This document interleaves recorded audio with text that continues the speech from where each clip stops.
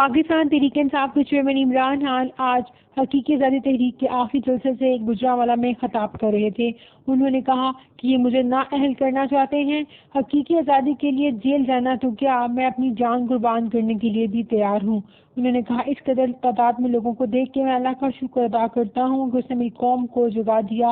جاگی ہوئی قوم اور شعور والی قوم جس میں بیداری آ جاتی ہے وہی اپنی حقیقی آزادی کو چھینتی ہے، اور وہی قوم جو حقیقی آزادی پر آزاد ہوتی ہے وہ قوم اوپر جاتی ہے۔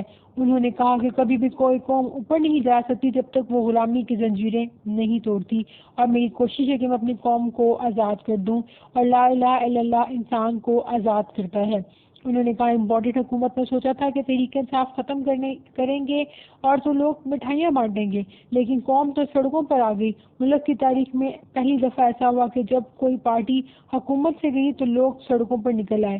انہوں نے کہا یہ لوگ پیسہ چوری کر کے ملک سے باہر لے کر جاتے ہیں، ان کے پیسے باہر پڑے ہیں، جو باہر سے حکم ملے گا یہ وہی کریں گے۔ انہوں نے مزید کہا پاکستان میں کبھی اتنی مہنگائی نہیں ہوئی، لیکن ان لوگوں پر مہنگائی کا بم گرا دیا۔ امریکہ کی ڈر سے انہوں نے روس سے گندم اور سستا تیل نہیں لیا۔ انہوں نے مزید کہا کہ ہم اس مشکل سے صرف اوورسیز پاکستانی نکال سکتے ہیں۔ اگر 1 کروڑ اوورسیز میں سے 5 لاکھ لوگ بھی پاکستان میں سرمایہ کاری کر لیں تو ہم ہر قرضے سے آزاد ہو جائیں گے۔